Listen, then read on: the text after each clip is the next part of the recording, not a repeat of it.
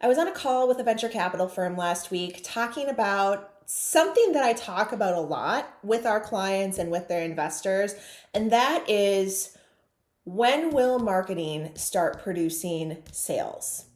And at the end of the day, there's a very simple answer to that question. And it's that it won't. Marketing and sales are not the same thing. Sales is the revenue producing engine, and marketing is actually an expense for your company that supports the revenue engine. However, with that said, there are ways that you can leverage marketing in a smarter way to support the sales process so that you can either close more deals, move people through your sales funnel faster, or generate stronger visibility in your marketplace so that you overcome common sales challenges quicker in the process. And we're going to talk a little bit about that.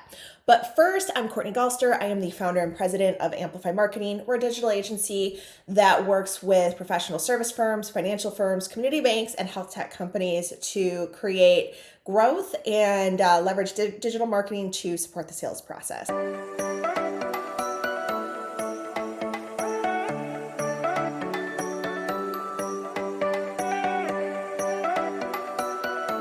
So, before we really dive into what all of this means, we need to really differentiate what sales activities and marketing activities are. If you're struggling to do this within your organization, or you have executives that are constantly questioning you in a marketing role as to why you're not creating more sales activities or you're not closing more deals for them, this is a really good place for you to start. And just write down these lists that I'm going to give you of activities that fall under sales versus activities that fall under marketing. And then we'll talk a little bit more about the language you can use to describe the difference between the two. So, sales activities are anything that's going to actually drive towards closing a deal. Those are identifying leads, building direct relationships, doing direct outreach one-to-one, meeting with prospects, writing proposals, closing deals, really anything that directly manages that relationship with a prospect is a sales activity. Marketing activities are the activities that help you build that know, like, trust factor with those individuals. So that could be nurturing leads through your system with emails, with social media, and with content. It's producing and managing that content for your social media feeds, for like video, thought leadership, blog content, and webinars. It is managing those channels to make sure that you're seeing engagement with people externally outside of your organization or internally within your own staff. It is event management, it's PR. And at the end of the day, it's really any activity that is going to help prospects move through the funnel a little bit faster. So sales is revenue, marketing is expense. So where's the value of having a robust marketing program? Well, there's a lot of different things that marketing does for you to make sales easier if you're using it in the right way. And while there's common things, common tactics that we recommend within particular industries that we've seen to create a direct impact on the sales process, that looks a little bit different depending on the industry, and it can actually look a little bit different for each business on its own. So there's not like one tried and true way to leverage marketing in a way that's going to support your sales process, but any activity that you do that's valuable to your sales team is going to help build that know, like, trust factor. You need people to trust you before they're willing to buy from you. And that's something that marketing does. It shortens that time to a trusting relationship.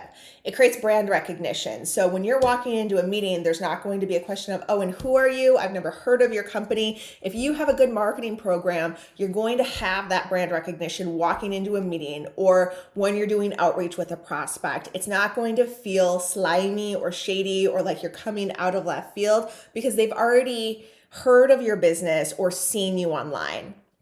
The marketing should help support a faster sales cycle. Your sales cycle should decrease with the marketing activities that you have going on, which is why it's so important to track what's effective and what's not, because you're going to see those more impactful tactics help to decrease the amount of time it takes for someone to walk into that first meeting to signing on the dotted line of a contract.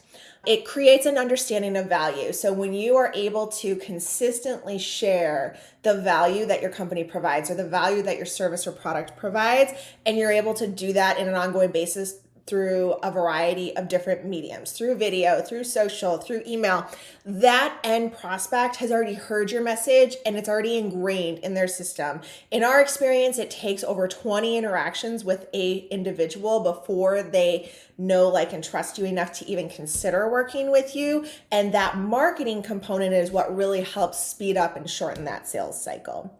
It also reinforces the value that you provide. So after you meet with someone, being able to have video content from your CEO go out and talk about the impact of your product, or to have customer testimonials or customer success stories that are sprinkled throughout emails or sprinkled throughout social content that that prospect is going to see, that reinforces the conversations that you had, and it reinforces that value that can be provided to them, so that they're remembering that impact that they'll see by working with you or by buying from you. So how can you create a marketing program within your organization that really supports what you're doing on the sales side? Well, one, you can't silo sales and marketing. That's really common in organizations to treat marketing and sales as completely different departments.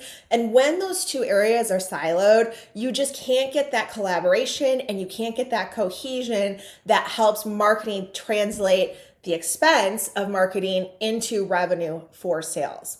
You also need to have people that are going to assess what you're doing and how it's working for you. So you need to track that ROI. Sometimes it's intangible and sometimes it is tangible, but you need to have someone that's tracking that data to understand how your marketing is impacting the sales process and impacting your brand on a larger scale, month over month, quarter over quarter, year over year. And then the third thing that you really need to focus on is making sure that you're being consistent with the tactics that are rolling out. You've heard me say it a million times, but consistency is really the key to successful marketing. It's key to turning ROI on your marketing. If you can't be consistent with a tactic, there is no value in you pouring dollars into it, because it's never going to produce for you. You need to have, like I said, it takes over 20 touch points with a prospect before they trust you. So you need to make sure that those efforts are continuous and consistent with both the frequency and the message that you're putting out to the public. If you'd like to talk more about what that looks like for your organization, I'm happy to chat. My information is in the notes of this video. And if you have questions, feel free to email us. Have a great rest of your day.